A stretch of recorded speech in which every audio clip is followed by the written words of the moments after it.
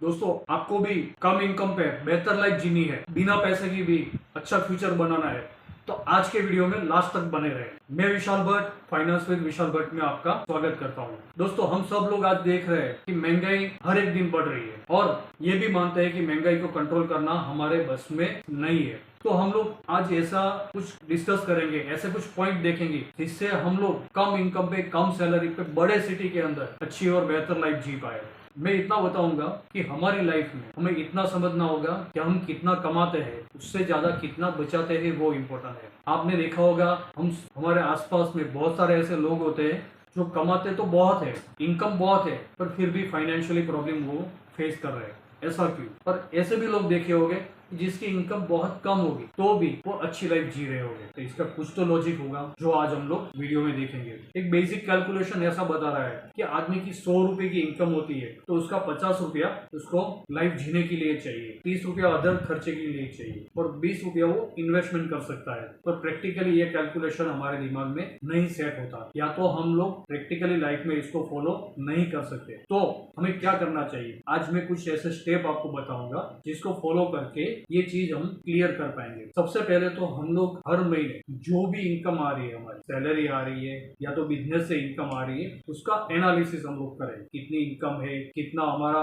Total revenue बन रहा है। सैलरी होगा तो सैलरी क्लियर हो जाएगा, बिजनेस होगा तो बिजनेस की इनकम हो जाएगी। वो सैलरी हम लोगों ने जो एनालिसिस की, उस हिसाब से हमें अपना स्टैंडर्ड ऑफ लिविंग पसंद करना होगा। दोस्तों, सब लोगों का स्टैंडर्ड ऑफ लिविंग अलग अलग होता है। हो सकता है कि हमारे बाजू में रहने वाले शर्मा जी का इनकम हमारे से बहुत ज्यादा हो, पर हो सकता है कि हमारे इस साइड रहने वाले वर्मा जी का इनकम हमसे कम हो। हमें ना इसको देखना है ना इसको देखना है, हमें हमारी खुद की लाइफ को एनालिसिस करना है कि भाई हमारी इनकम कितनी है, उस हिसाब से हमारा स्टैंडर्ड ऑफ लिविंग क्या बनता है। स्टैंडर्ड ऑफ लिविंग जैसे ही हम लोगों को पता चले, उस हिसाब से हमें पूरे महीने का बजट बनाना होगा। बजट बनाने से इतना बेनिफिट होगा कि हमें पता चल जाएगा कि हमारा इनकम कहाँ है, हमारे खर्चे कहाँ है। बजट जब भी आप बनाओ तो बजट को 3 भागों में डिवाइड कर दो। एक तो शुरुआती खर्च, मीन्स की महीने की शुरुआत में हमें बजट जो बनाया उसको एक बार बना के हमें देख लेना है कि हमारे खर्चे क्या है, आवक क्या है। और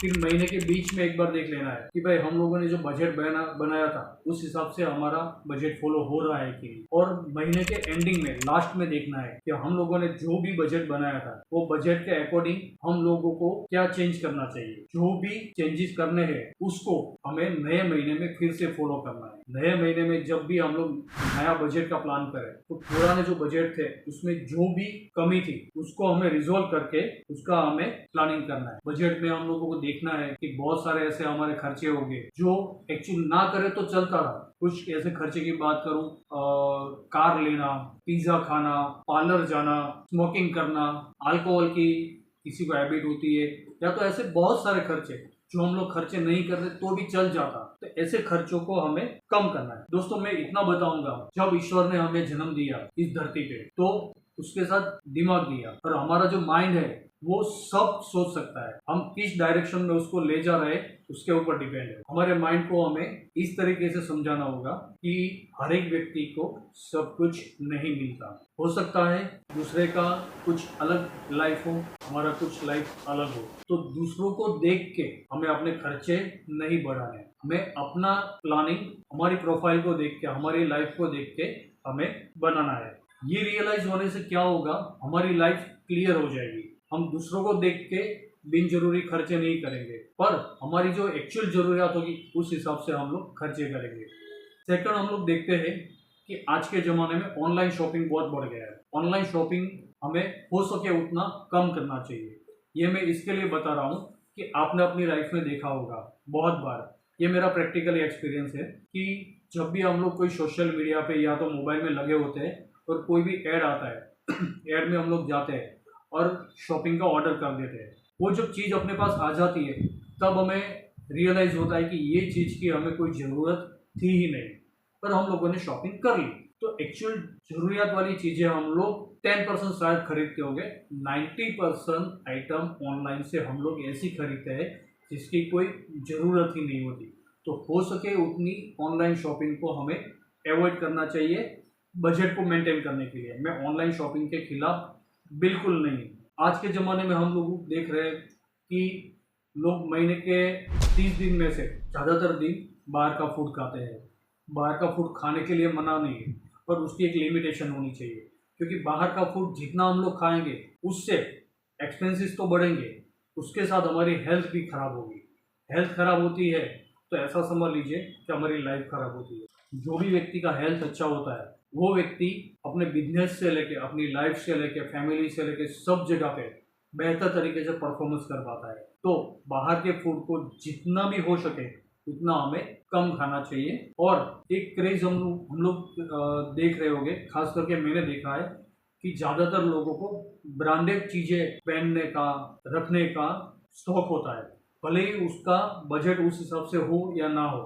तो इतना हमें समझना होगा कि ब्रांडेड चीज़ों के पीछे हमें नहीं भागना है, हमें अपनी ज़रूरियतों को समझ के ब्रांड पसंद करनी है। मान लीजिए कि कोई एक चीज़ है जो 100 रुपये की है और मेरी ज़रूरतों को फुलफिल कर रही है और उसकी क्वालिटी भी अच्छी है, तो मुझे वो चॉइस करना चाहिए। वही 100 रुपये की चीज़ को मैं ब्रांड का नाम को देख के मैं 500 रुपया क्यों दूँ?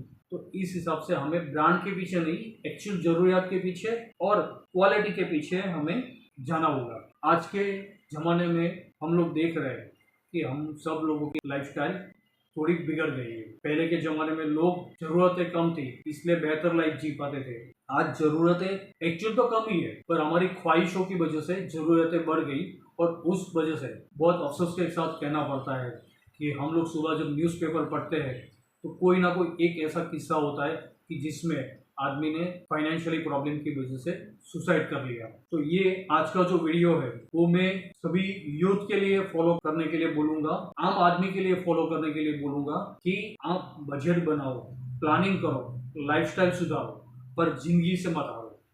ईश्वर ने जो ये लाइफ दी है ना, तो उसको खत्म करने का अधिकार किसी को भी नहीं है। आगे बात करें तो मिडिल क्लास फैमिली होता है, वो जब उसके पास थोड़ी इनकम होती है तो बहुत खर्चे कर डालता है, और खुदा ना खास्ता जब उसके ऊपर मेडिकल इमरजेंसी या तो और कोई एक्सपेंसेस आ जाते हैं तब उसका बजट डिस्टर्ब हो जाता है। तो हमें 24 घंटे में से ज्यादा नहीं तो 24 मिनट हमारे हेल्थ के पीछे देने चाहिए। मॉर्निंग में थोड़ी एक्सरसाइज करनी चाहिए, योग करनी चाहिए, बहुत सारे वीडियोज है वो देखना चाहिए, और हमारी हेल्थ कैसे बेहतर हो सके ये हमें देखना चाहिए।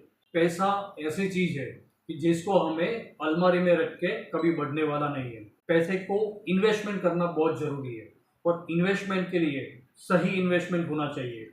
आज के ज़माने में इन्वेस्टमेंट के बहुत सारे रास्ते हैं जिसमें आप इन्वेस्टमेंट करके अच्छी खासी बेनिफिट ले सकते हो, तो आप उसको फॉलो कीजिए। दोस्तों, इन्वेस्टमेंट के रिलेटेड कोई भी क्वेरीज हो तो आप कमेंट करिएगा, इसी चैनल पे मैं उस रिगार्डिंग वीडियो बना के अपलोड करके आपका सॉल्यूशन करूंगा। दूसरा, ये चैनल पे कोई भी वीडियोस आएगा वो बनाया बनाया किसी और की स्क्रिप्ट को लेके नहीं होगा। ये जो भी वीडियोस होंगे वो मेरे खुद के एक्सपीरियंस के हिसाब से होते हैं। तो हो सकता है कि ये वीडियो आपको प्रैक्टिकल लगे, पर प्रैक्टिकल लाइफ के लिए प्रैक्टिकल वीडियो बहुत जरूरी है। ये वीडियो अच्छा लगा हो तो अपने दोस्तों के साथ शेयर करें, ये चैनल को लाइक करें। Thank you.